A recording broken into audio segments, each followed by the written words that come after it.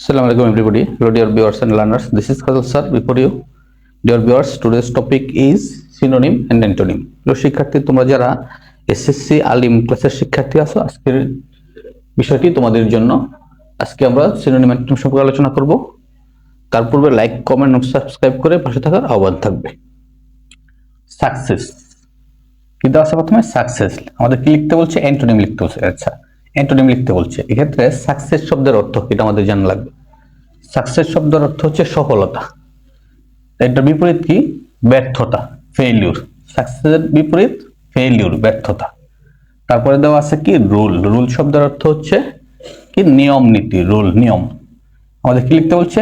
Synonym লিখতে বলছে, অর্থাৎ প্রতিশব্দ লিখতে বলছে। এক্ষেত্রে এটার প্রতিশব্দ কি? সিস্টেম। সিস্টেম শব্দের অর্থ হচ্ছে কি? পদ্ধতি, ধরন, নিয়ম।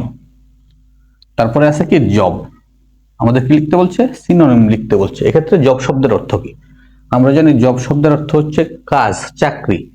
চাকরি যেটা, এটাই কি? এক ধরনের কাজই। অতএব জব শব্দের অর্থ হচ্ছে কাজ। জব শব্দের অর্থ হচ্ছে চাকরি। যে যেটা করে ওইটাই তার চাকরি, ওইটাই তার কাজ।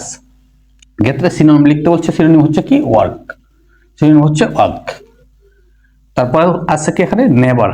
কি আছে? নেভার। নেভার শব্দের অর্থ হচ্ছে কখনোই না, নেগেটিভ অর্থে হয় নেভার। আমরা কি লিখবো? এটার বিপরীত শব্দ লিখবো, অ্যান্টোনিম লিখবো। সেক্ষেত্রে এটার বিপরীত কি? এবার। নেভার হচ্ছে কখনোই না, এর বিপরীত হচ্ছে কি? এবার। এবার অর্থ হচ্ছে সর্বদা, সব সময়, এরকম অর্থ দেয় এবার। নেভার অর্থ হচ্ছে কি? কখনোই না, নেভার, এবার। তারপরে হচ্ছে গ্রেট। কি? গ্রেট। গ্রেট কি লিখতে বলছে? অ্যান্টোনিম লিখতে বলছেন। গ্রেট শব্দের অর্থ কি? গ্রেট শব্দের অর্থ হচ্ছে ব্যাপক, বড়, বিশাল, বিখ্যাত। গ্রেট পার্সন, আমরা বলি গ্রেট পার্সন, গ্রেট।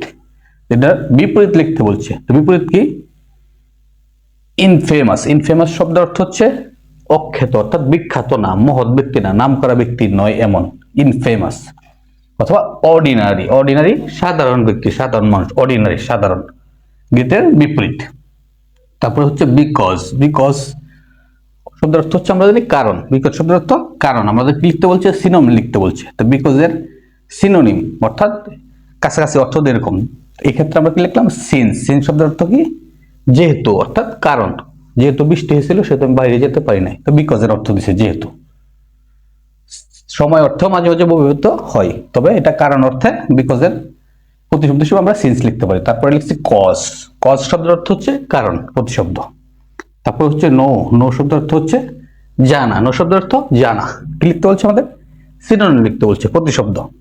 এক্ষেত্রে নো এর প্রতিশব্দ কি? আমরা লিখছি কি? লার্ন, শেখা। অর্থাৎ আমরা কোনো কিছু শিখি তাহলে কি ওই বিষয়ে জানতে পারি। তাই নো এর প্রতিশব্দ কি? লার্ন, অর্থাৎ কোনো কিছু জানা, শেখা। তারপর হচ্ছে ফলো। ফলো শব্দের অর্থ আমরা সবাই জানি, অনুসরণ করা। ফলো শব্দের অর্থ হচ্ছে অনুসরণ করা। এটার অ্যান্টোনিম লিখতে বলছে, অর্থাৎ বিপরীত শব্দ লিখতে বলছে। ফলোর অ্যান্টোনিম কি? অ্যাভয়েড। অর্থাৎ এটা হচ্ছে অনুসরণ করা, আর এটা হচ্ছে অ্যাভয়েড, বর্জন করা, অনুসরণ না করা, ত্যাগ করা, অ্যাভয়েড করা। চলো কথা না বলে আমাদের ক্লাস শুরু করি। তার পূর্বে লাইক, কমেন্ট এবং সাবস্ক্রাইব করে পাশে থাকার আহ্বান থাকবে। গিভেন ওয়ার্ডস, প্রদত্ত শব্দ, অর্থাৎ এই শব্দ দেওয়া থাকবে, তোমরা অ্যান্সার গুলা লিখবা। যেমন এখানে আমরা লিখছি সিনসিয়ারিটি। সিনসিয়ারিটি ব্র্যাকেটে লেখা থাকবে সিনোনিম, অর্থাৎ এটা সিনোনিম লেখা লাগবে, অর্থাৎ উত্তরটা হবে সিনোনিম। যদি অ্যান্টোনিম লেখা থাকে তাহলে আমরা অ্যান্টোনিম লিখবো, অর্থাৎ প্রতিশব্দ বা বিপরীত শব্দ দুটা থেকে যে কোনো একটা লিখতে বলবে। যদি আজকের টপিকসে ম্যাক্সিমাম সিনোনিম বা সবগুলো সিনোনিম লিখতে বলছে। সিনসিয়ারিটি। সিনসিয়ারিটি শব্দের অর্থ আমরা জানি কি? আন্তরিকতা। সিনসিয়ারিটি শব্দের অর্থ হচ্ছে আন্তরিকতা। এটার সিনোনিম, অর্থাৎ কাছাকাছি এরকম আসে প্রতিশব্দ কি? কনসিয়াসনেস। কনসিয়াসনেস। কনসিয়াসনেস শব্দের অর্থ হচ্ছে সচেতনতা, সচেতনতা, অর্থাৎ আন্তরিকতার কাছাকাছি। অনেস্টি, সততা, অর্থাৎ কোনো কাজে আগ্রহ থাকলে, আন্তরিকতা থাকলে কি আমাদের সততা থাকে। তাহলে কি? Consciousness, honesty. তারপর হচ্ছে সিরিয়াসনেস। সিরিয়াসনেস শব্দের অর্থ হচ্ছে অনেকটাই আন্তরিকতার মতো, অর্থাৎ কোনো কাজে মনোযোগ দিয়ে করা, মারাত্মকতা এরকম না, মানে আন্তরিকতাই বলা যায় সিরিয়াসনেস, অর্থাৎ কোনো কাজ মনোযোগ দিয়ে করা, আন্তরিকতা দিয়ে করা, সিরিয়াসনেস। নেসযুক্ত শব্দ নাউন। আমরা কি লিখবো? সিনোনিম লিখতে বলছে। তাহলে কি? আর্নেস্টনেস, আর্নেস্টনেস, আর্নেস্টনেস, আর্নেস্টনেস। এই যে নেসযুক্ত শব্দ নাউন। অর্থাৎ সিরিয়াসনেস হচ্ছে আন্তরিকতা, এটার অর্থ হচ্ছে আগ্রহ অর্থাৎ আন্তরিকতাই।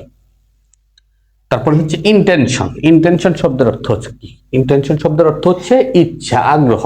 ইন্টেনশন প্ল্যান করে কোনো কিছু করা, ইন্টেনশন সিনোনিম লিখতে বলছে, ইচ্ছা, আগ্রহ। এক্ষেত্রে কি ডিজায়ার, ডিজায়ার শব্দের অর্থ হচ্ছে কি? ডিজায়ার শব্দের অর্থ হচ্ছে ইচ্ছা, বা হোপ, হোপ শব্দের অর্থ হচ্ছে আশা করা, অর্থাৎ কাছাকাছি হলেই আমরা লিখতে পারবো। তারপরে হচ্ছে শাইন। শাইন শব্দের অর্থ হচ্ছে উন্নতি করা, এগিয়ে যাওয়া, উজ্জ্বল ভবিষ্যৎ। এক্ষেত্রে শাইন এটা হচ্ছে মূলত ভার্ব। আমরা কি লিখবো? সিনোনিম লিখতে বলছে আমাদের। তো শাইন যেহেতু উন্নতি করা, এগিয়ে যাওয়া, এক্ষেত্রে প্রসপার। প্রসপার শব্দের অর্থ হচ্ছে উন্নতি করা। প্রসপার শব্দের অর্থ কি? উন্নতি করা।